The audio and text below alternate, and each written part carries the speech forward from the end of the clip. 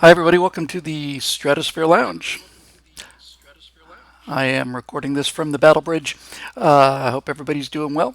And it's good to be here. You'll be pleased to know that even though we're not doing this from the primary bridge, that I figured out what the sound problem was that was plaguing us so badly last week. I don't know why. It was working fine with the podcaster. I didn't change anything. But when I plugged in the new mic,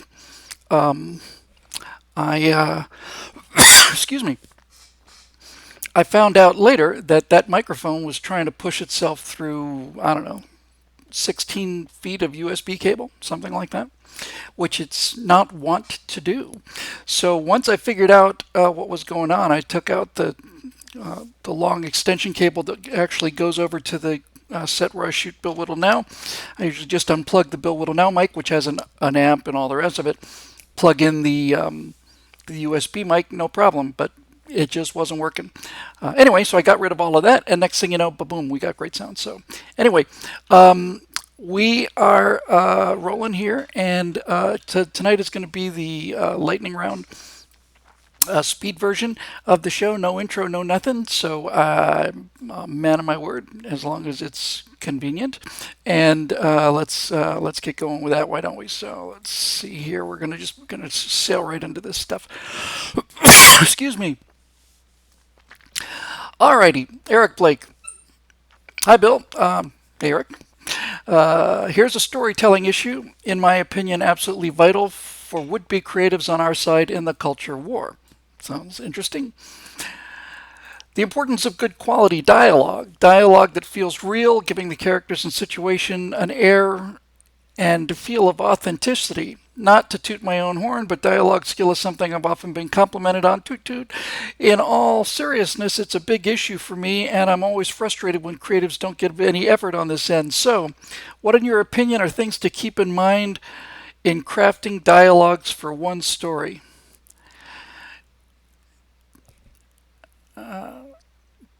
Damn it, Eric.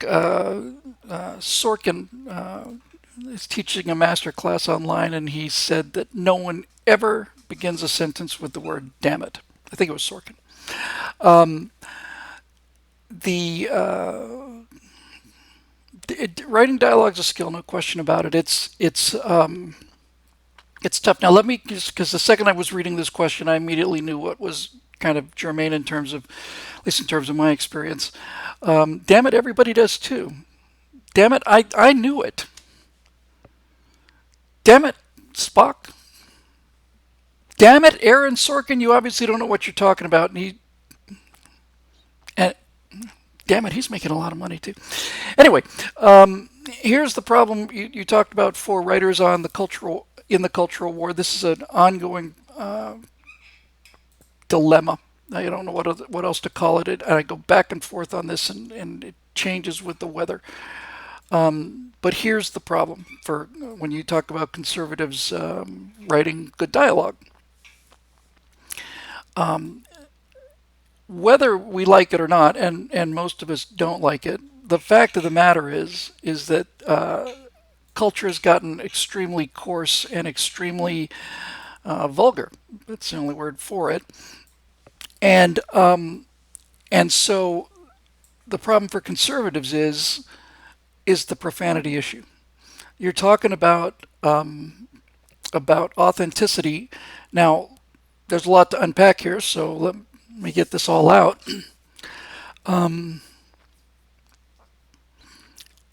There's no place. Gratuitous vulgarity is just plain laziness.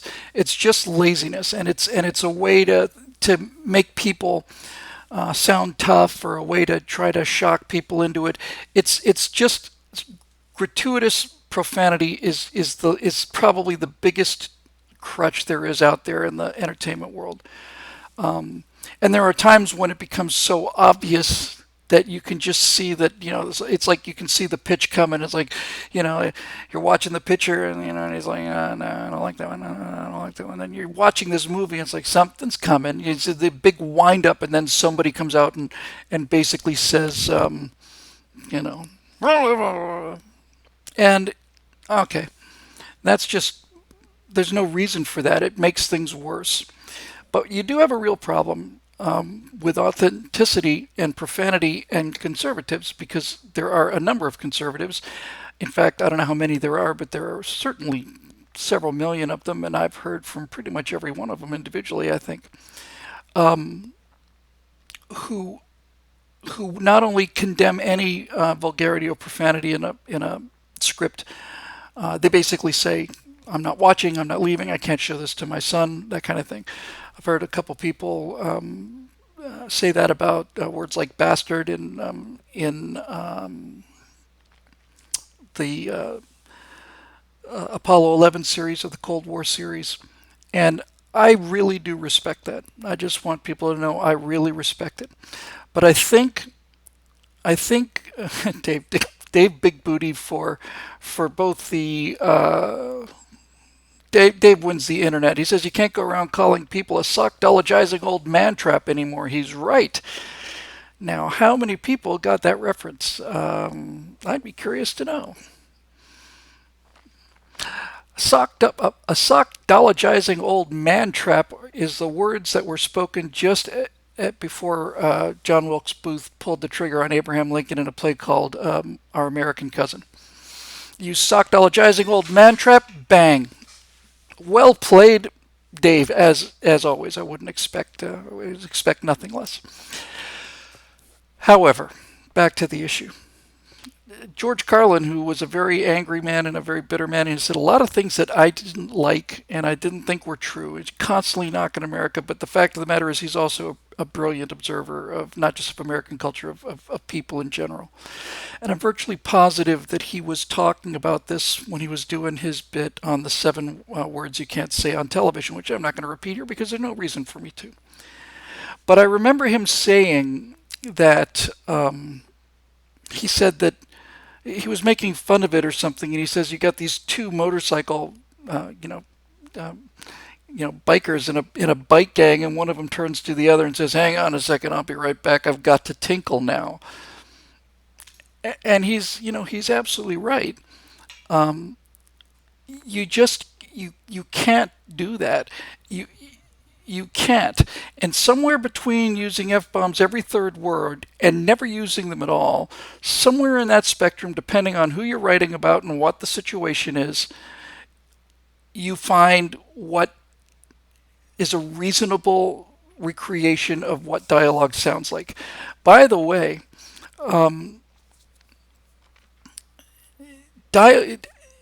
writing dialogue is interesting because when dialogue is well written, it sounds exactly like something somebody would say, but nobody says that. Nobody speaks movie dialogue. Movie dialogue, at its best, sounds like normal speech, but it's never normal speech. It's always much more interesting than normal speech. If you were to just simply sit down and record and then transcribe the normal speech of 2 businessmen in a business meeting or something, you just wouldn't, it wouldn't be there. I spent the last episode or the one before that, I think it was the last one, talking about how much I loved Crimson Tide and how authentic the language was, and it was, and how great a tech advisor they had on that sub, and they did. And then I watched the movie again, so it was a beautifully written movie. And then I happened to look at some video on board it was a documentary about a U.S. Missile boat, a boomer. It was probably the Ohio. And so I just saw the movie that felt so real. Now here's the actual real inside of the submarine with the actual crew, the actual captain doing the actual stuff. And it just looks so boring. I mean, the reality was just like, oh, you gotta be kidding me. Everything's lit with like these fluorescent tubes this is the sweet spot. That's why it's such an interesting question, Eric. This is the sweet spot is how do you make something interesting and dramatic and entertaining, and at the same time not be real, because real is just shockingly boring when you compare it to what a good movie or a play can do. So, needless to say, You can certainly overwrite things. And I'll tell you this: one of the most profane shows I ever saw. I think my favorite piece of entertainment. Well, my favorite single piece of entertainment was Les Miserables on Broadway a couple years ago. But my favorite thing that ever came to me through the TV screen ever was Deadwood. Yeah, Aesop knows me well, or got there before I did. I just thought Deadwood, at least the first two seasons, was just so good. The creator of Deadwood, David something or other, whose name will appear in the comment section. Now, always happens when I forget things.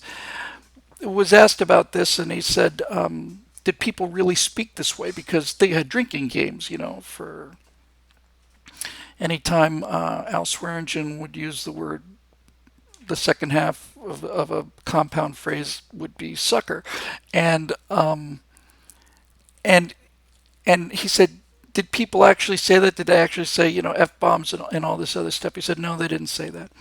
They would use terms like damn, and maybe they'll say you bastard or go to hell. But what he said was, however, that was the worst language they had available. That was the worst language that they could use. And if we were to do Deadwood and make it authentic, and the kind of stun and shock you would get when a character in the real Deadwood was said, "God damn it!" Nowadays, it just roll off your back. And what he said, I thought, was so interesting to me, and so one of the real lessons in writing and entertainment for me was that he said we're not using real language. We're not using authentic language. We're using the truth, and that's it. So I have to worry now about what I want to do with these projects as we move forward. There certainly is a means of writing stuff where you just use the F word every other word, and there are people who talk that way, and I'm not quite in Al Swearingen's level, but certainly the language I use on a daily basis with friends is not quite the same language I use on Stratosphere Lounge or any of the other shows. So it presents a problem for conservatives, and it presents a problem for me. And it's not just the language. How much sex do you want to show? How much profanity do you want to include? And if you don't include any of these things, you're not going to reach the audience. Again, they may not be aware of it. They're probably not going to say, "Hey, nobody said F yet," but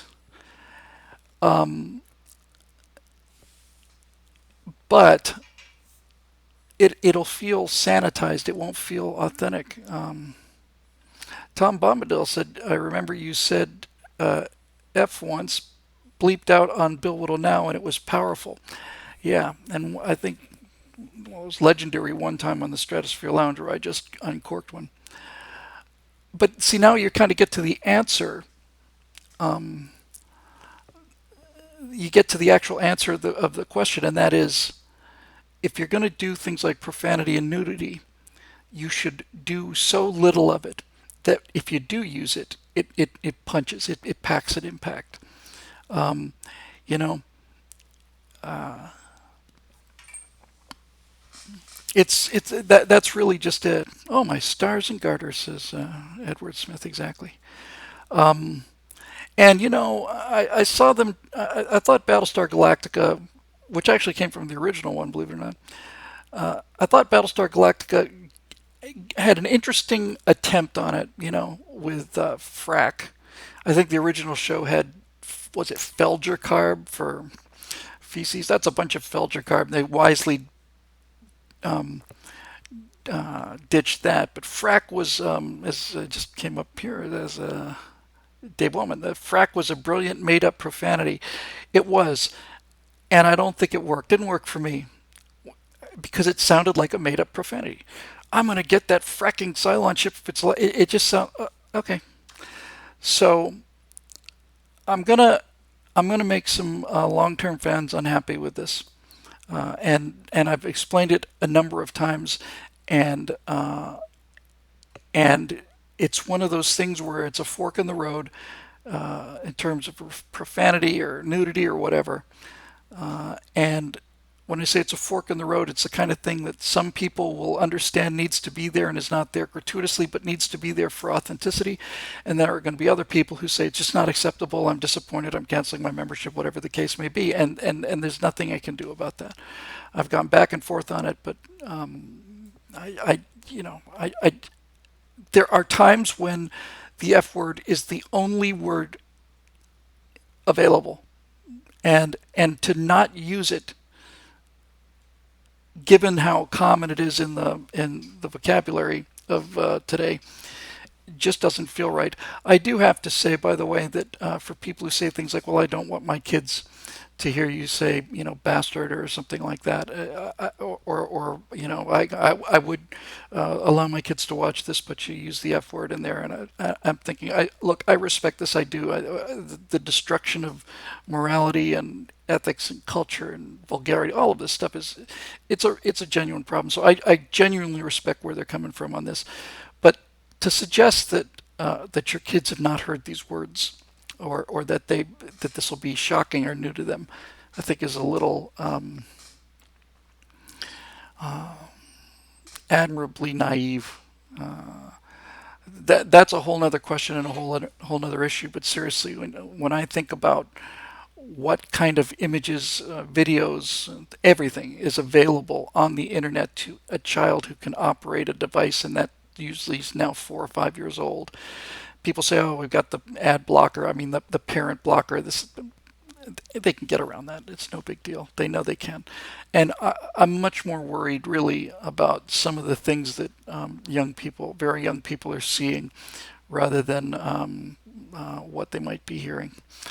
But in any event, it is the descent of culture. But damn used to be, you know, obviously the big example, the great example, classic example is that at the end of Gone with the Wind, the movie,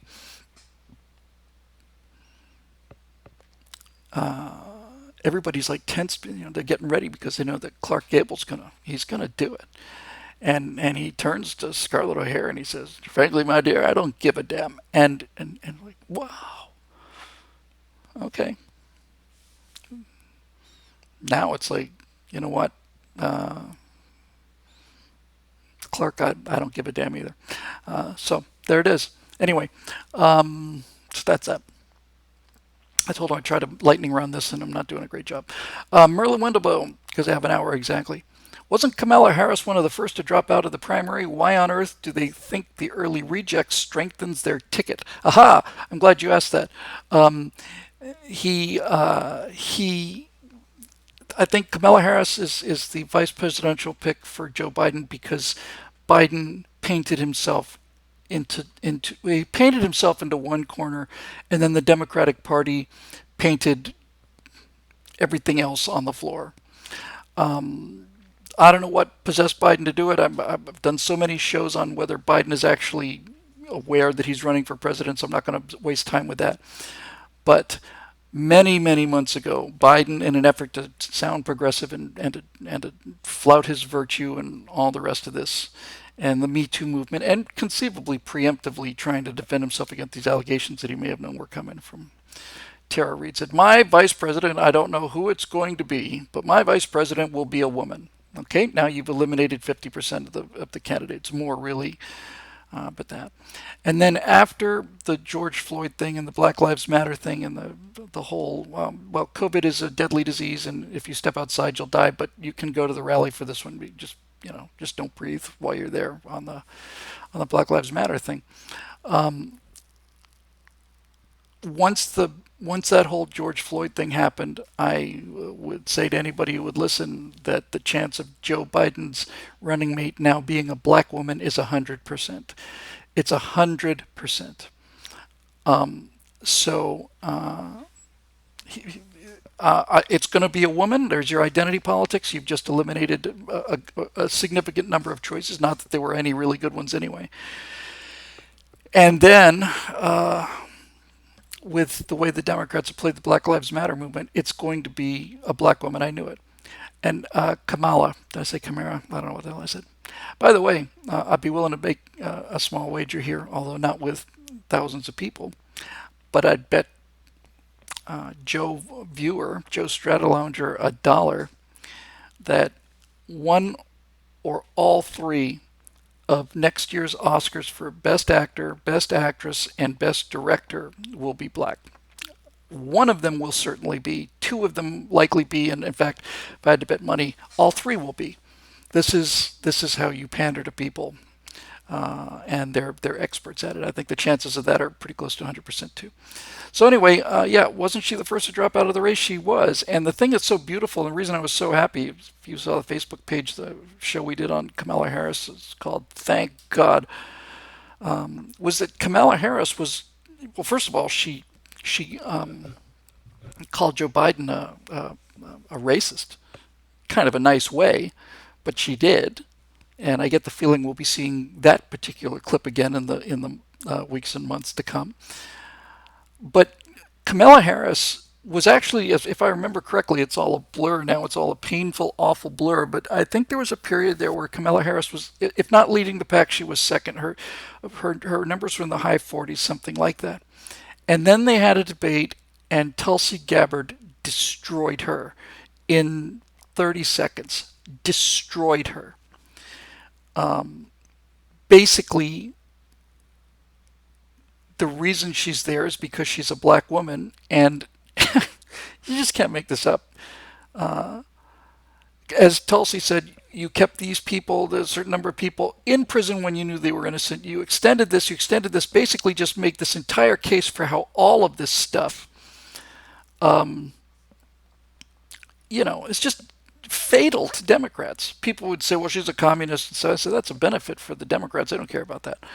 But that just, yeah, Dave Big Booty and Tulsi Gabbard gutted her like a trout. And the great thing about this now is that as the campaign approaches, we will get to see the attacks on Kamala Harris, not coming from Donald Trump or coming from Mike Pence, but coming from another Democrat named Tulsi.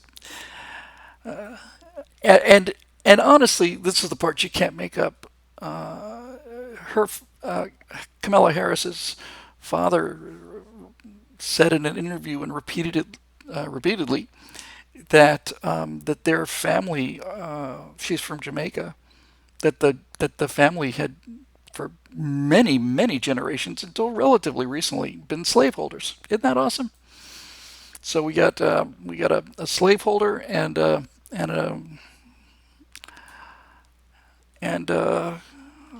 Alzheimer's patient. I got to tell you, I'm feeling pretty good about it, to be honest with you. I'm going to try and avoid repeat questions from people. If it turns out that I get them all and we still have time, I'll go back and do some. George A. Freeland, we're getting a lot of pop culture questions tonight. How does Breaking Bad stack up to Shakespeare's tragedies? Well, it doesn't, but it gets close sometimes. When people talk about Shakespeare, they talk about him like he's the only good writer there is, but that's certainly not true. And Breaking Bad is a really well-written show and a beautifully acted show. I didn't see much of it at all, really. In fact, I think I've seen a full episode all the way through, except for maybe the first one. But it's obviously a very well-written show and a good example of how you can get gritty realism to work. But the thing about Shakespeare is not that Shakespeare wrote a great play or a great line. And it's not even that he wrote the greatest play or the greatest line, which he did. It's that it's just that everything he touched had that. Everything. It's not so much the quality. Shakespeare's Shakespeare because he's got the highest quality and he also has enormous quantity. It's astonishing if you really look at the number of expressions that are in common usage in English today that were lines that were invented by Shakespeare. It really just blow your mind. There is something, I might have actually run it on Stratosphere Lounge quite a while ago now, but if you haven't seen it, I cannot recommend it highly enough. I got the guy's name, I want to say Crystal. Let me just check. Ben, is it Ben Crystal? Yeah. I really like this guy. Ben Crystal is an actor whose father is also a linguist, and he's been a big part of the whole original pronunciation of Shakespeare, doing plays the way Shakespeare, making them sound the way they would have sounded when they were performed originally. And there's just something about Ben Crystal that I just really like. This guy, I don't know what it is. There's just a quality to him I just really, really like a lot. He's just a good guy. And there's a something that's shot, looks like it's shot on the banks of the River Thames, or Thames if you prefer. And and it's him reading Shakespeare's Hamlet's soliloquy in original pronunciation, OP. That's what they call the OP is how it sounded when Shakespeare wrote it and when it was performed. And the kind of snooty sort of, you know, Laurence Olivier, you know, to be or not to be. That's called received pronunciation. That accent, that Tony British accent, that we always assume goes back to the, you know, to the Norman invasion. The kings and everybody always spoke like this, and it's an accent that was actually invented. Received pronunciation was an accent invented at a school that upper middle class people sent their kids to so that they would learn to speak this effective language, and that affected Jane Eyre language is completely invented. But anyway, back to Ben Crystal. So Ben Crystal does Hamlet's soliloquy in original pronunciation. And it's not only so much more believable and deeper, he says this play was performed in the afternoon. They didn't have lighting at night. This wasn't something that was done at nighttime. It was done in an open roof Globe Theater in the late afternoon. And that meant that every single actor on the stage could see the face of every single person in the audience. It wasn't, I've been on stage on a stage for, and I've been in two plays. And really, once you're on stage, you can't, you're just, there's a thing out there. It's a dark thing. It might as well be a cave and might as well be empty. You don't really know. You can't see people. You got all these lights in your eyes, and it's the house is dark. But that wasn't the way it was when he originally performed these things and wrote them. And Ben Crystal says that if you understand that, then the whole Hamlet soliloquy becomes a very, very different thing. Very different thing. And the reason it becomes different is because when you listen to it with received pronunciation, with that toffee-nosed Shakespeare accent, to be or not to be, that is the question. Whether 'tis nobler in the mind, and it's a soliloquy, and a soliloquy means this is just a speech made by an individual to nobody. I'm making a speech. When you hear it from Ben Crystal in original pronunciation, and when he throws in prior comments that he made about being able to see the audience, and they would often just sit down and talk to the audience, then all of a sudden you realize that this thing you've heard 1,000 times, if you had an education, Hamlet's soliloquy, you realize it's not a soliloquy. It's not a soliloquy at all. It's a question, and it's not a rhetorical question. When Laurence Olivier, who's a great actor, does Hamlet's soliloquy, to be or not to be, that is the question. That is a rhetorical question. He's not expecting an answer. But what Ben Crystal does is he says, no, the way it was performed was that Hamlet was asking the audience what to do. He wasn't just making a statement about how he feels. He was asking for advice. You know? And it's always so much like to buy or not to buy.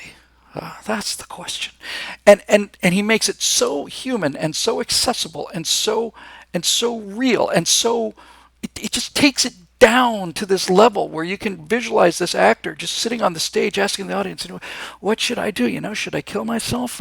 You know, I would. But you never know what happens. I mean, you know, if there's a hell or an afterlife, you know, I don't really want to face that. And you know, damn it, I don't know what to do. I could use some advice, and you know, even if you give me the right advice, I'm probably not going to take it. I'm going to chicken out at the last minute. He's asking for advice, and when you hear it,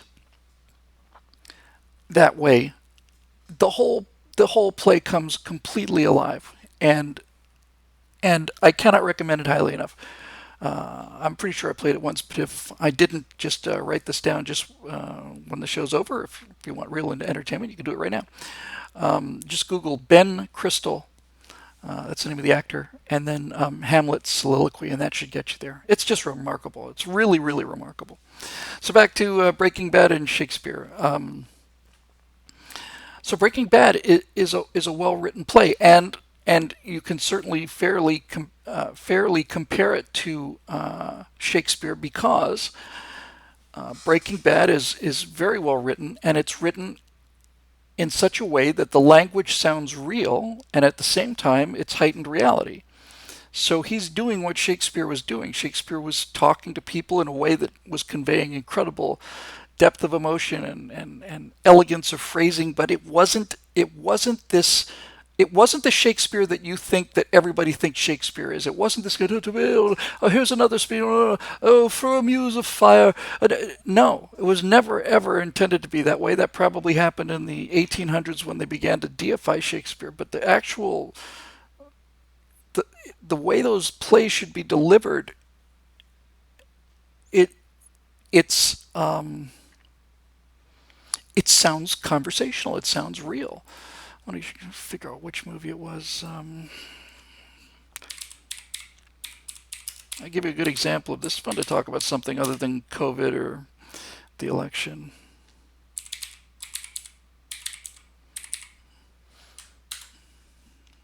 Either Coriolanus or Titus Andronicus. Titus Andronicus, which one was it? He,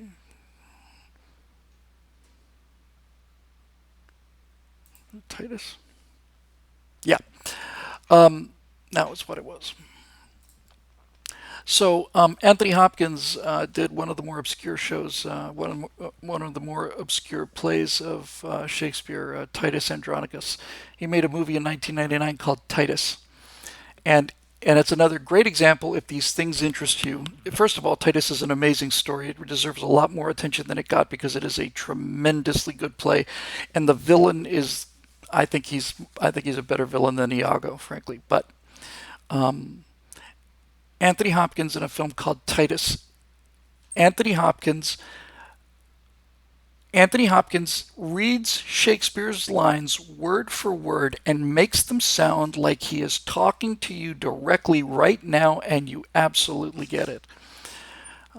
It's just like, oh, I understand it now. Even though a lot of the words I'm not quite catching, because it's being delivered to me in such a way that you just get it. So yes, so Breaking Bad does that, but to compare him to Shakespeare, I think Shakespeare's incomparable, as I said, only because of the magnitude of his talent, and especially the quantity of it. That's the part that's just almost unbelievable. Moving on in the lightning round here, Susan Speakman. Hey, Susan. How hard will the Dems cheat to win in November? How will they cheat, and how can we stop them? Great question. I've been on record for saying this. I'm going to put a marker down. I should really make this like a big public statement, kind of like the 4 days after Romney lost, when I said the next president's going to be a Republican. It's going to be a man who's going to come from pop culture. So I'm going to put a lot of chips on this. How hard will they cheat? I think the plan, and has been for quite a long time, is the most cynical piece of anti-democratic manipulation. It's worthy of the Kremlin in the 30s, but this is what I think is going to happen. Now, this is my understanding. I haven't double checked it, but I'm relatively positive this is the case. Here's how they're going to cheat. They're going to cheat the American people anyway. So even though this first part of it may be within the rules, it's still cheating. Here's what I think is going to happen. Whether or not they thought that Joe Biden was a viable candidate, even as short a time as a year ago or year and a half ago, it's absolutely clear that for the last 6 months, really for the last calendar year, at least, that it isn't just Joe, making a gaffe. It's like he cannot finish sentences. It's painful. And so you say, well, how come he's the nominee for the Democrats? The answer is he's the nominee because he's the only person who pulled more votes than Bernie, and the Democrats know that Bernie Sanders would be an automatic lose. Automatic lose. You'd have a very small number of people that were very fired up, but the rest of the country, Bernie Sanders is Bernie Sanders. I got to tell you, it's kind of like watching Godzilla versus King Kong. You know, it's like who is the most unpleasant person in politics? Is it Bernie Sanders or is it Hillary Clinton? But in any event, the Democratic Party knew that if Biden couldn't do the job, it would go to Bernie. So here's what I am convinced is happening. This is what I understand about the rules of it. If Biden were to drop out now at any time prior to the Democratic National Convention, which is coming anytime during the last year, if Biden had dropped out, I think they would be forced to go with the person who got the second number of votes, who is Bernie Sanders. But my understanding is this. If they drag Biden across the line at the convention, and he's very, very, very fortunate that the COVID-19 thing hit because it's going to help him. It's already helped him enormously. So they have their online convention, and they have Joe sit in a chair and read his teleprompter acceptance speech, and maybe they've got a little electroshock thing to give him a good jolt if he wanders away from the script. But my understanding of the mechanics of it is this. Once Joe Biden becomes the official Democratic Party nominee, if he were then to drop out of the race for whatever reason, hit by a bus or sick or whatever, if Joe Biden is the official nominee, accepts the nomination, my understanding is that if Joe Biden were to withdraw between that point and the election, then the replacement would not be Bernie Sanders. The replacement would be at the sole discretion of the Democratic National Party. That's what I understand the rules to be. And this, to me, is the strategy that they've been using. Kamala Harris is not going to be the primary nominee. I don't see any other way out of it for them. The only thing that looks worse than not debating Donald Trump would be debating Donald Trump. He will not debate Donald Trump. There's no way. They'll eat it if they have to.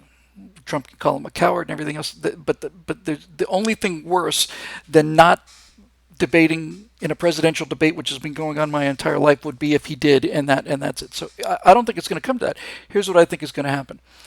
I think that Joe Biden is going to go to the convention. He's going to be the nominee of the Democratic Party. He will accept their nomination, and then somewhere at a time that they feel is most fortuitous, Joe Biden will drop out of the race, whether he wants to or not. If they can convince him to fall on his sword, he'll say, "Look, fighting Donald Trump for 4 years has taken more out of me than I thought." And if he puts up a fight about it, then they'll just start trotting out the Tara Reid allegations, and they'll start running the Uncle Joe's mystery van touchy stuff. So they will force Biden out, and then they get to pick, and they get to pick anybody they want to. And that, I think, is going to be the wild card that they play. I thought that the vice presidential pick might be the wild card. That's why I was relieved when it was Kamala Harris, who was going to be bringing nothing. And by the way, remember that traditionally you pick a vice president from a state that is important and that is close, that you hope to carry that state on the coattails of the VP. So she's from California, and if California's up for play, then this is going to be a real quick evening. So I think that the Democratic Party is going to select, and the rules say, in consultation with leading Democratic senators and governors and all the rest of this nonsense. They're just going to pick somebody. I don't know who that person's going to be. I think it was likely to have been Mario Cuomo, but it may not be. Maybe Oprah didn't want to be vice president, or Michelle. Maybe they talked to her about the plan and they're going to offer the presidency slot. I don't know who it's going to be, but I do not see a world where Joe Biden is the candidate in November. So is that cheating? Well, I don't know what the rules are in terms of the ballots, but I don't see any way that the Democrats can run this candidate. So I think that's what I think that's what the plan is. When I heard that that was the result, when I heard that if he accepts the nomination, then they get to pick if he drops out, they said that's what they're going to do. You want to talk about cheating? If I'm right about this, then what does that mean? That means that the Democratic Party has known for a year that the person that they've put on the ballots in the primaries, that every single Democrat who voted in the Democratic primaries, all of their votes, all of them, were utterly meaningless. Biden was not going to be the nominee. That became clear I mean, the go to the election as the nominee, and the DNC wasn't going to allow Bernie under any circumstances. Every single Democratic primary vote was essentially in vain. It didn't have any effect on the outcome if my theory is correct, and I think it is. So we'll see. I think what they're going to do is I think they're going to try and replace, when they do replace Joe, again, this is my theory and I'm sticking to it. But if they replace him, I think they're going to replace him with a real wild card. I don't think they has any chance of being replaced by anybody who was on that stage during the debates, and that's half the country. Was it start with a field of 750 or something? So I'm worried that what they'll do is they'll drop somebody really popular like Oprah Winfrey and Michelle Obama, whose popularity eludes me, or George Clooney, or somebody like that, and that they'll time this just at the last minute while they can still get the name on as many ballots as possible. And by the way, if there's a problem with the ballots, if it's illegal to change the name that late in the game, then they'll just do what they did with Torricelli. They'll say, well, that's not fair. They're taking people's votes. And people like Republicans will say, well, that's the election law. And the Democrats will say, yeah, but it's not fair, so we're not going to obey it. And put their name in whatever they want to. And the thing about a wild card is a wild card can bring you a lot of enthusiasm and a lot of like, oh my God, it's George Clooney. We just pick him for example. George Clooney, oh my God. They're going to have to time this right because they're going to have to time it close enough to the election so that there's not sufficient time for the public to see enough of the counterattack. That begs the question of who really wants the job. I don't know, but I think that they are not going that they are going to nominate Joe Biden. Well, that's certainly going to happen, and I don't think he is going to be the person on the ballot in November. That's what I think. Then, as far as the vote cheating goes, mail-in ballots, this is going to be a mail-in election, like it or not. And that's why the COVID catastrophe continues, by the way, that you can't go outside the house under any circumstances, unless it's to protest a left-wing cause. But other than that, if you step outside, you die.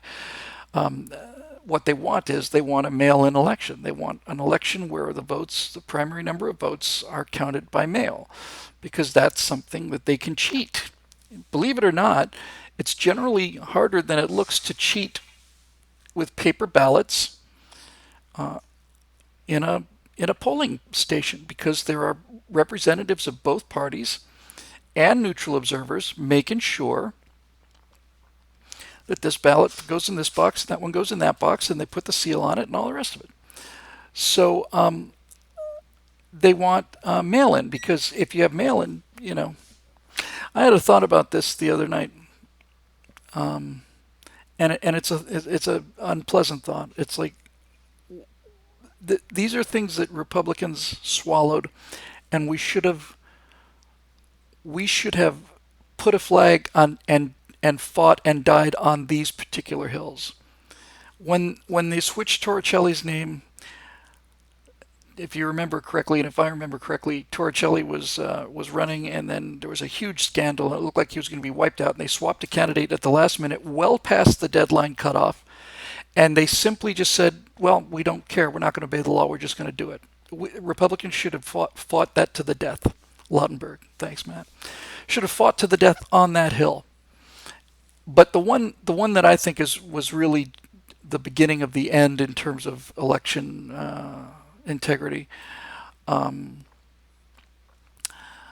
was the Al Franken election, where it's down. If you're down to 100 or 200 votes in a state election for senator, then that means that the state's pretty divided. And Franken was down by, I don't know, 120 votes or something like that. And then all of a sudden, a van shows up. And it turns out that here were ballots in a ballot box that didn't get counted. Oh, really? No, I guess they just didn't count them. So since we're doing the recount, we got to chuck those in there, make sure these people don't, this is why they'll always talk about voter suppression. You know, oh, the Republicans don't want black people to vote because if they vote, then no. Look, a box of ballots that we didn't see. Let's open it up and see what's inside. I wonder how the election's going to turn out. Excuse me. If I remember correctly, this is how brazen it was. Excuse me one second. It's a little cough like a feather in the back of your throat.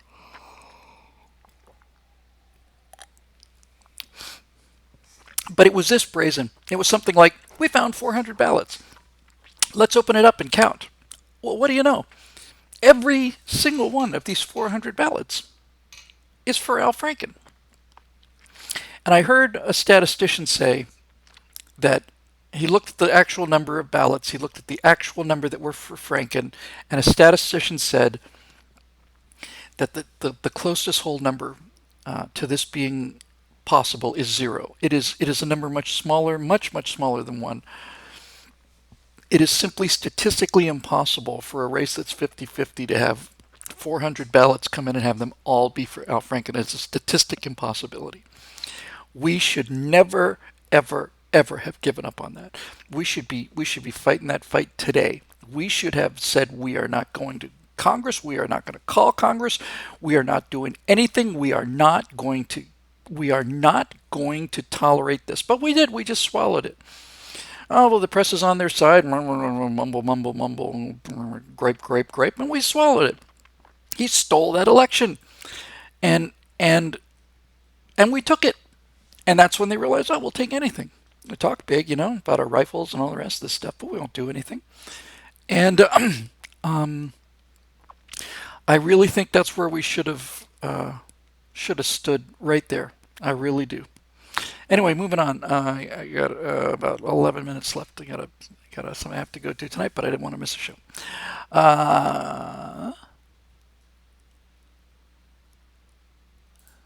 Who's this?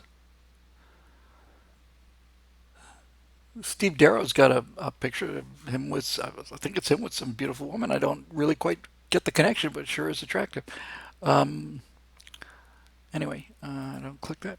I didn't do that, did I? Hang on a second. I don't want to. Did I close my Facebook window? I might have. Sorry. Beg pardon. I did. Hang on. Sorry about that. Beg pardon. Get some more questions there.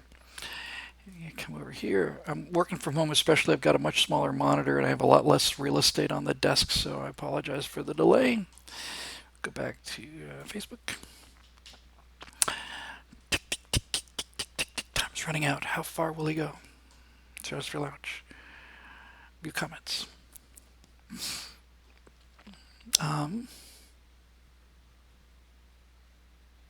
Oh, it's a proposal, and she said yes, congratulations. Just a dad brag. Is this? So I guess this would be your son, Steve. Looks like he proposed, and she said yes. That's just awesome. If that is in fact what it is, congratulations to all of you, and as always, just very flattered that you would even think to include me in that. And if I can get some, I'm going to just do this if I can here. Hang on. Yeah. Steve Darrow. Congratulations, Steve. So let me. Hey. This is beautiful. Hang on a second, Gangaroos. We're going to do. F it. We're doing it live. Here's the picture. Come on, just don't give me any trouble this time. Hey, there you go. That wasn't too awful. Look at that. Happy couple. Congratulations. Congratulations, Steve. You look exceedingly happy. She looks exceedingly happy. Look at that ring and that expression. You can't fake that, man. You can't fake that. That makes me very, very, very happy. Look, Steve is so happy. He's just jumping up and down. I have to tell you, it's one of the favorite pictures. One of my favorite pictures ever, and the reason I like this picture so much is because those emotions cannot be faked. I don't even think just a terrific actor could fake those. Congratulations. So it is Steve Darrow's son. His name is Greg, and Santa is his future daughter-in-law. Congratulations, Steve. Congratulations, Santa. And I don't know where the photograph was taken. It looks like it was taken at a NORAD radar installation up in north of the Arctic Circle. But in any event, fantastic. I'm very, very, very happy for you, and couldn't happen to a nicer young couple. That just makes my day. Congratulations on behalf of everybody here in the Stratosphere Lounge. Santa, you once again, along with everybody else I know, it looks like Greg is marrying up. Certainly I did. And we're getting close to time, but we'll get another one in here.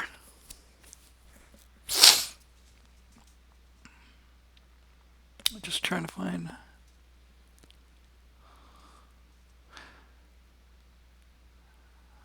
Dave Crean has three questions in a row. I'm trying to find the one that's more interesting. I'll just go with this one just because it never really talked about this. Hey, Bill, were you living in Florida during the Mariel boat lift? How would you compare Cuban refugees to those being imported into the U.S. today? That's an interesting topic and a good one to end on tonight. I got to Miami in 1970 from Bermuda. I had lived in New York, technically in New Jersey. Our apartment was on the Hudson, just right there, in West New York, New Jersey. And but I had my fourth birthday in Bermuda, stayed in Bermuda. We came to Florida in 1970. Strangely enough, went back to Bermuda for 7, 8 months, and then came back again in '72 and stayed forever. Seems like forever. So we lived on Key Biscayne because that's where my dad's hotel was. Was the Sonesta Hotel on Key Biscayne, and that is a pretty much middle class white neighborhood. That's where I played little league baseball and rode bikes and all that stuff. So Key Biscayne Elementary was pretty much like Mayberry, and then in seventh grade we got bussed off of the island because there was an elementary school there but not a high school. Got bussed off the island to Shenandoah Junior High, and that's when things got real interesting. Um, at Shenandoah, um, it was like a three-way. It's kind of like West Side Story. There were like the Sharks, the Jets, and the Raptors. Uh, there was basically black students there were about a third, Cuban students were about a third, and white students were about a third. And for some reason or another, both the Cuban students and the black students were a lot tougher than we were. We were just like these little lambs, these little lamblings that were just like led into slaughter. Um, and yeah, it was tough. Um, I didn't like the Cubans at first. By the time I got to high school, my best friend was a Cuban, and he was also my debate partner, Willie Gomez. Great guy. Um, but here's the thing about the Cubans pre-Mariel, and then I saw a little bit of it post-Mariel. I've talked to people from all over South America and the Caribbean, and every one of them says the same thing. They say that Cubans stand out because they're so macho and so aggressive, and that was certainly my experience with them. Just very, very, very kind of aggressive and real macho and all of that stuff. And I didn't particularly care for that, but there it was, and that uh, is something that I think most Spanish-speaking people that I've talked to agree about that.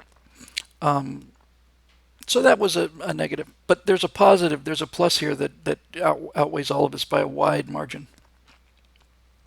Miami, by the way, has often been called this. I think is absolutely true. Miami is the capital of South America. It's the capital of the Caribbean. Um, But this was well before Haitians arrived, or anybody else in significant numbers, Colombians or anything. It was just pretty much Cubans.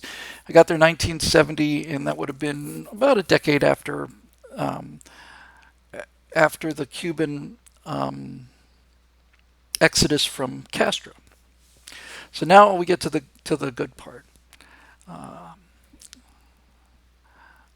That first generation of Cuban refugees, the adults who came here in 1959 60, were remarkable people. Remarkable. There was a guy who was actually the planetarium director. His name was Rolando Mias, and and and Rolando Mias. I don't know what else to say. The only word that it flew into my mind is gentleman. He was an old school kind of European gentleman. He was always immaculately dressed, exceedingly polite, very very nice, great guy. You know, we joked around with him a lot, and he could take a joke and he could give one too.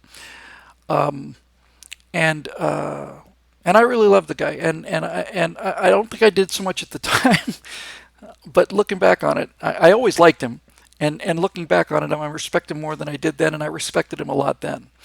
Um, so Rolando, I don't remember what he did. I want to say his father was like an extremely famous surgeon or something, and he came to Miami with pretty much next to nothing. He became planetarium director. He ran all the shows in Spanish. I would be the console operator for planetarium shows that were in Spanish, and we used to do a live introduction from the control console in the back, just a little 3 minute spiel about flash photography and all the rest of that stuff.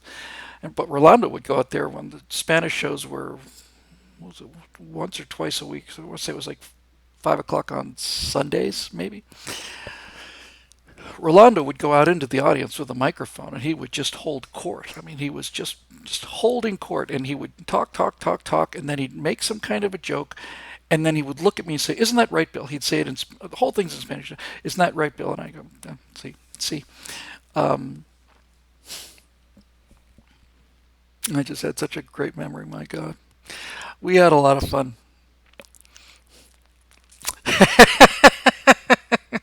There's one person, maybe two, but there's certainly one person who's watching this who's laughing with me now because he was there with me. Oh my Lord! Because he was such a good-natured guy, and because he loved to play that kind of Spanish gentleman with us. I was probably 14 or 15. My good friend Phil was 10 years older than me, and everybody else was about 10 years older than me. And 7 o'clock. I'm going to go a little long on this one, although I can't go very long. And so Rolando was always very kind of if you didn't know him well, you would say he was kind of pompous, but he was just such a good guy. So so he did this. He did the Sunday show, and so in a planetarium, you got the star projector in the middle. All the seats are facing one way because we had a modern planetarium, not a circular one, and we spin the stars any way we wanted to. So it's like a movie theater. Reclined seats, everybody's facing the same direction. Back of the room is where the control console is, and up above the control console in the dome, the outer dome was concrete, but the inner dome is perforated aluminum, very very thin. And in the dome directly behind the console, there were a number of holes that were about that big, and that's where the slide projectors went. Uh, and before I forget this aspect of it, the great thing about Rolando narrated all the Spanish shows, and the shows were written by Jack Horkheimer, who was a genuine genius, genuine genius. One of the most unpleasant people I ever met in my life. But also the guy who got me started. Horkheimer was the entire yin yang circle in one guy. He was at once extremely generous, and like I said, he let me start writing planetarium shows. I got paid to write for the first time in my life. It just turned 15, and I wrote a planetarium show for the summer. So I wouldn't be here without him. But he could also be incredibly difficult to work with. Anyway, so Jack would write the shows, and Rolando would translate them and record them, and we'd use the same music bed, same slides, and everything. And there's a line in what I thought was Jack's masterpiece. Most people thought his masterpiece was a show called Child of the Universe, but I think his masterpiece was Long Journey of a Young God about the Apollo program. And there's a line in there where Bill Heineman, a really great radio voice who's been in a couple movies, I loved him too. Just great professional narrator. He's got a line in there where he says, remember, maybe he says like, remember Apollo? Remember John Kennedy? Something close to that. And in the Spanish version, anytime there was an English word, Rolando would hit that English word so hard, speaking in Spanish. I'll never forget this as long as I live. Phil, you and I, we're going to have fun with this. Thousands of people probably watch us, dozens anyway, but the only people who are really going to laugh at this is me and my friend Phil Trick. So was there, do you remember John Kennedy? And when Rolando recorded it, he said, Fue el presidente John Kennedy. He used to just put the most ridiculous quotes around an English word, you know.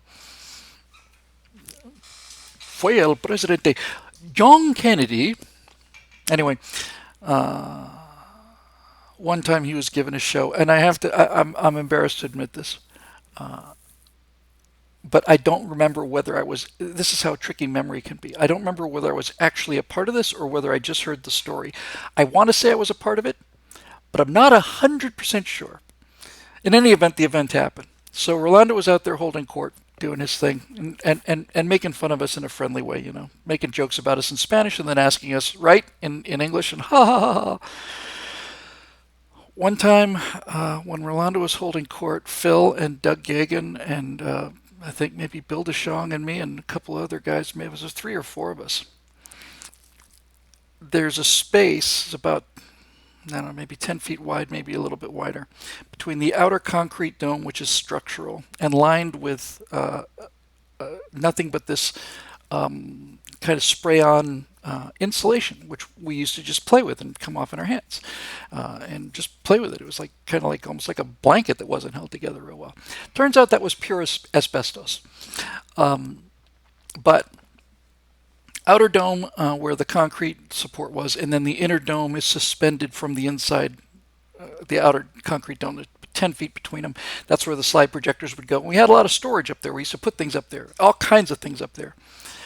And one time, Rolando did something that either upset us or challenged us or something. And when Rolando was doing his show, we went into the back room, past the tape decks, past all the electronics, the back room of the Miami Planetarium, where the actual planetarium, so-called computer was. That was the Museum of Electronics. It always was just so sad. We had no budget at all. So go into the back room, and then there's a workshop, and then there's this ladder, and there's a trap door with a counterweight, and that's how you got up behind the dome, so you could change the projector slides and all the rest of it. So somehow or another, while Rolando was talking, 3 or 4 of us snuck back there, got up there real quietly. We knew there were lengths of like pipe, like electrical piping. And while he was doing his show, we all got these lengths of electrical piping and we extended them out through the holes where the slide projectors were, so that they were all coming out of the back of the dome. And then in the middle of one of his things, or just when he finished his speech, we all went.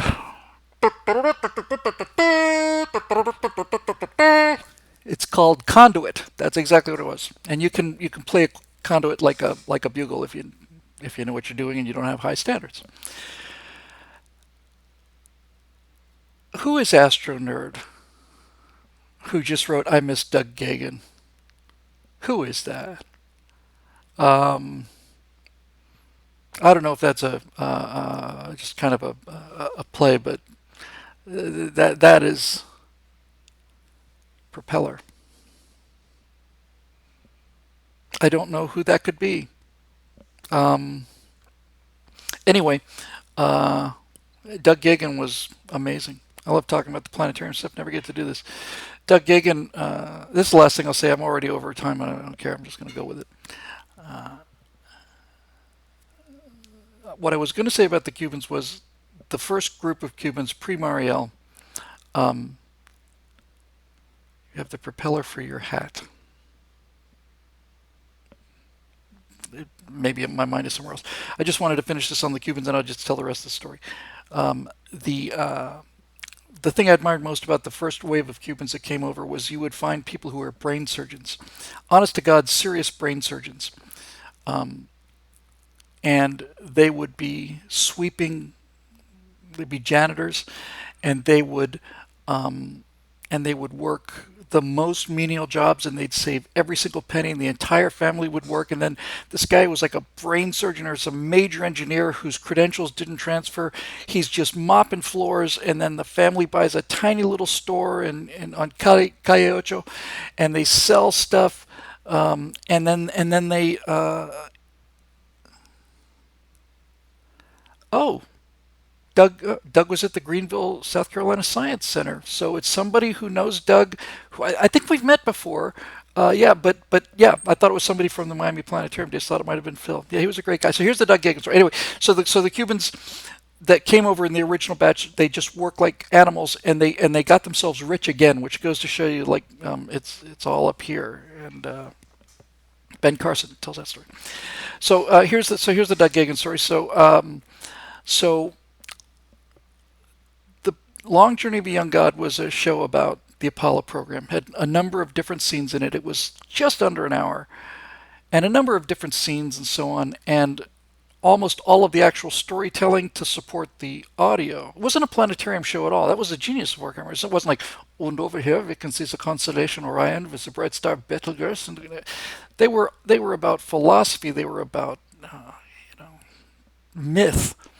And Long Journey of a Young God was about the Apollo myth, about the journey of the hero. And that's how I learned all this stuff. Saw it hundreds of times. Anyway, there's a sequence. This is how I got to write the Apollo 11, what we saw thing. There's a sequence in there called the Apollo sequence. And this show was written in 73, so it was just a year after the Apollo program ended. Is there a recording of Long Journey? There might be. I will find out. I need to get it. Um, so here's what you have to picture now. You're in the back of the room. You've got this console that runs on three sides made out of Formica, basically wood paneled plastic. And over on the left are these 6 dials that control the star projector and move the stars. Then over here, at about 11 o'clock, it's a little panel with the zoom, huge dimming thing that would make it brighter and dimmer, thing to advance the slides, and then just knobs, analog knobs that would move the image left and right, move a mirror. So slide projector on a mirror, you move the mirror left and right, up and down, and the thing was on, it was huge. It was like 12 feet long on a rail. And if you touch the zoom button, the slide projector would move and the lenses would move. And 12 to 1, I want to say, 12 to 1 zoom on that. So if you had any talent, you could do this. You could basically put the zoom where you want it with the lamp off, start it zooming in, start it moving left, moving up, turn up the brightness, and what do you know? Here comes Mars. Here comes Mars. Oh, there goes Mars. There goes Mars. And you're cranking the stars with it. It was pretty effective. So the Apollo sequence had the most information that had to be put on the screen in the shortest period of time of any show that was ever run there that I'm aware of. In the space of about 6 or 7 minutes, however long it took to play Billy the Kid, that was the background music of Billy the Kid by Aaron Copland, we had to crank a lot of slides up there. So again, it's just important for me. I know nobody else cares, but I care. So you got the zoom here. Here's the whole dome in front of you. Everybody's sitting there. Usually full houses, 300 people are there back in those days. And then on the left, flat below the dials that ran the star projector, on the left were 6 just regular electronic pots, just dimmers, rheostats basically, with big black knobs on them. 1, 2, 3, 4, and the little gap, and then 5 and 6. And right next to those was a little toggle switch, which was an electronic version to advance the slide projector.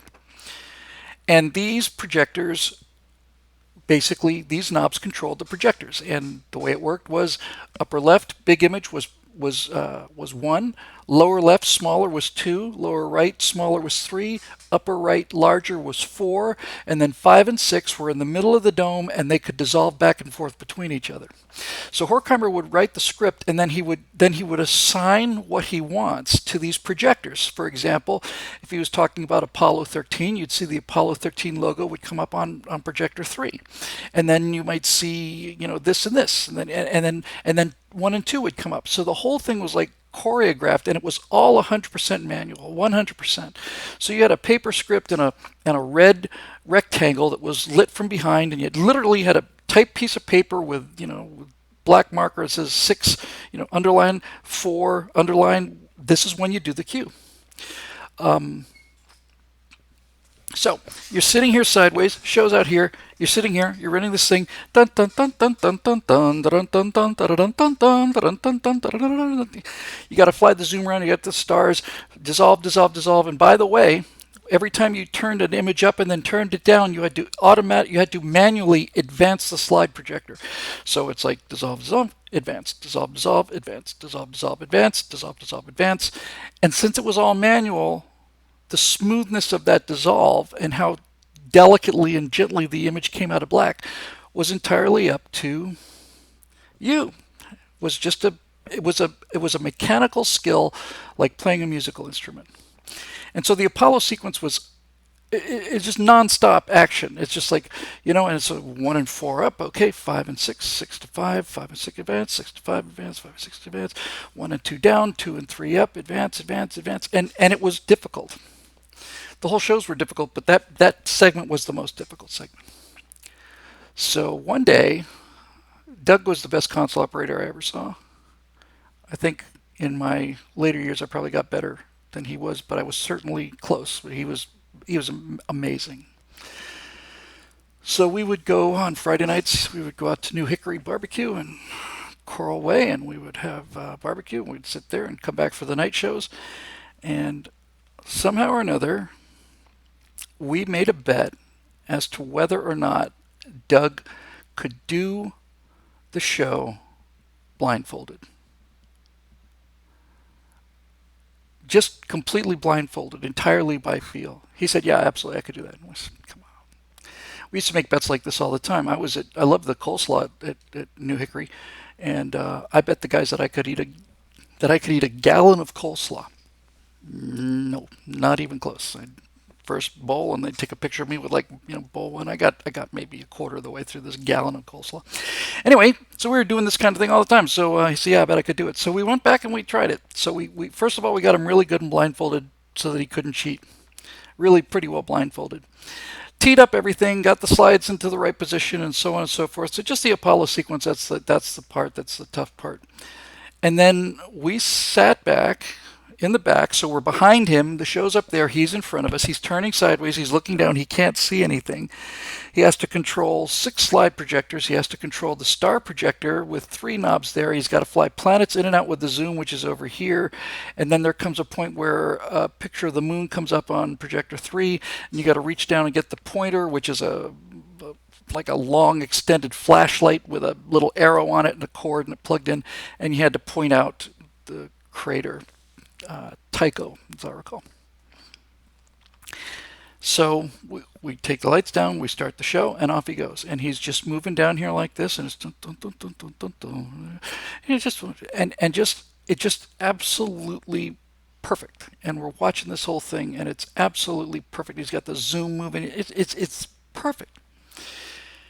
And then, as you get towards the end of that sequence, or right towards the end of it, we say, aha. Again, for those of you who are planetarium console operators out there, this will mean something to you. The rest of you, probably not.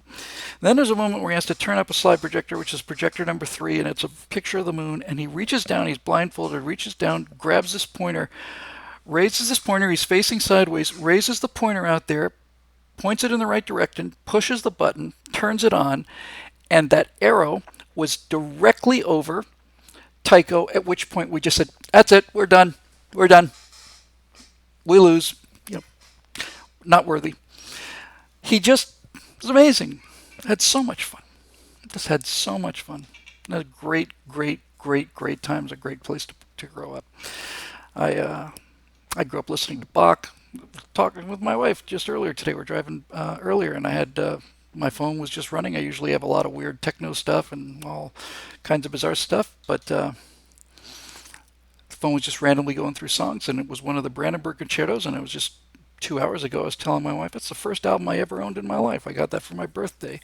Um, uh, I got the Brandenburg concertos, and I got a turntable, a record player, and I got the amplifier for the record player was a kit from Radio Shack. It was either a double A 14 or Pro 4 double A. I think the Pro 4 double A was the name of the headsets. I remember little things like this, and Phil's an electrical engineer, and so we built this thing, and I soldered it, and I soldered it very, very, very badly, but nevertheless turned on the power and it warmed up, and then it was a Heath kit sold through Radio Shack. Thank you, Woody Fool. Heath kit, and then plugged in the gigantic headphones with the huge ear seals, which destroyed my hearing and gave me tinnitus for the rest of my life. And ta-da! There it was. But that's just the same kind of, it's the kind of thing that everybody went through when they were a kid, the time you spent back in the planetarium. Last planetarium story, just super quick. We had everything was, needless to say, everything was analog, and there was just practical effects.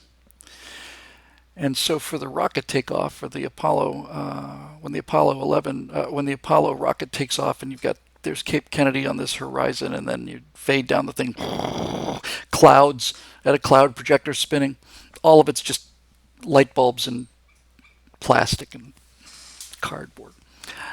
But in order to simulate the rocket exhaust, we had a strobe light, and it was sitting right in the front of the dome, and it was pointing upwards. And so when you turned it on, it would create a really pretty kind of a flare pattern. Most of the light would go up, straight up, but it would flare out to the right. It would just light the whole room up. Turn that on and off manually too. So when we would have downtime there, we would we would go in there and we would turn all the lights off, and we would turn the rocket strobe on. And then we would throw a frisbee. And if you've never thrown a frisbee in a perfectly dark space lit only by a strobe light, it's an experience, and it is also virtually guaranteed to hurt you some way or another. That frisbee is going to hit you in the face, one way or another. It was just, nope, no Mary Jane, nothing. Just a bunch of clean-cut American kids enjoying technology and being glad to be alive during the space age and part of the Miami Space Transit Planetarium. That's all it was. So we would throw the frisbee, and you're just, how hard is it to catch a frisbee? Well, it's like here, here, here, here, here. Challenging. And since the side panels had like wooden dividers, if you turned the strobe light on and you ran around the outside of the dome as fast as you could, after about 5 or 6 seconds, you got the impression, really profound impression, that you weren't running anymore, that the room was rotating past you, just these panels just coming past you. Good Lord. I got the job at the planetarium. I'm not going to tell you, I've told it many times. I just basically said I'd like to come and work here. Well, we don't have any. I'll just take tickets. Well, we can't pay anybody. That's all right. You don't have to pay me.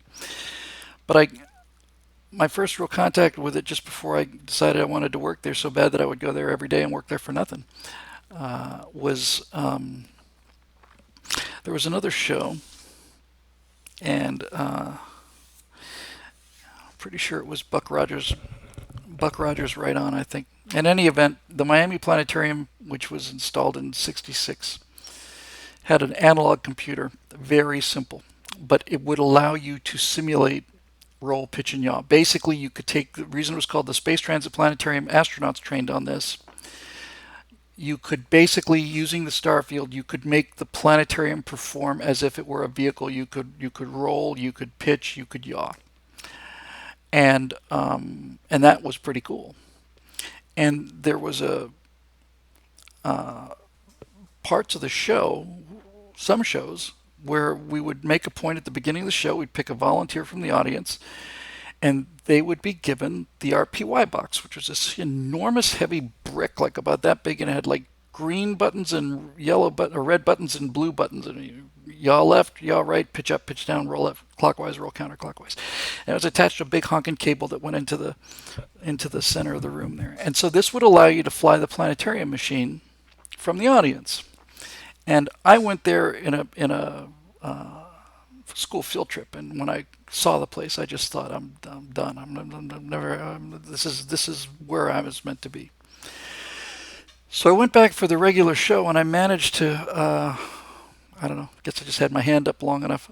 I was the guy who had the RPY box, and so what they would do in this Horkheimer again, in this particular show, Wilma Deering, was it? Buck Rogers' girlfriend. There's a slide of her out there, and it's on the planetarium machine. So you just see her. It's just a still, from a cartoon. And then up in front, these slides of these two giant hands would come up, and you had to fly the planetarium to bring the stars and Wilma into the hands.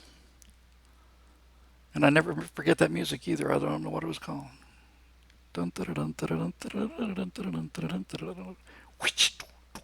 Anyway, so I got the box, and the thing's up there, and it's like, okay, go. So I said, no problem. So I pitch down, the thing's pitches down, slow the pitch down, stop it. I start yawing the thing to the left. I'm going to have this thing done in 15 seconds. And the next thing you know, it just starts going like this, and then starts going up here like this, and starts floating around. I'm trying to control this thing, and I'm back and forth, and it's rolling, and I'm doing all this other stuff, and I'm going on and on, trying to get this thing under control. It ended up taking me 2 or 3 minutes. And I finally got it in there, and that was the end of it, and so on. And I thought, man, that's disappointing. Jeez, I thought that was much better than that. I was just really doing, it's harder than I thought. So after the show was over, I went and talked to the guys, and I said, yeah, I thought I would do much better than that. And they said, no, you did do much, much better than that. You had it solved in 10 seconds. We've got 2.5 minutes of music. We just overrode you and just kept throwing you off, and then we'd go back to switch it off to you, and you get it back into control again. And just about when you got this, right where it was supposed to be, you stop the roll and the pitch and the on. We're looking, we still got a minute of music left. So then they switch the thing off without me knowing. They'd mess me up again, and then so that made me feel a lot better. Anyway, I'm a half an hour late for where I'm supposed to be, but I don't care. That was the most fun I've had on this show in a long time. I'll see if I can find a recording of Long Journey of a Young God, and if I can, I'll play all of it and do a vocal narration of what was going on visually. But that'll do it for this edition of the Stratosphere Lounge here in the Battle Bridge. And Phil, if you're watching this, like you sometimes do in recording, good to see you, buddy. Thanks for all the help. And you and I, man, this was a pretty amazing way to grow up. I'm glad I got a chance to do it with you. So the show's made possible by the members of BillWhittle.com who continue to pay for this content, and to whom we are very, very grateful pretty much all the time. That'll do it. That was an awful lot of fun. And assuming that the COVID plague doesn't slay us all in the next 6 or 7 days, then I will see you right here next week, right here on the Stratosphere Lounge.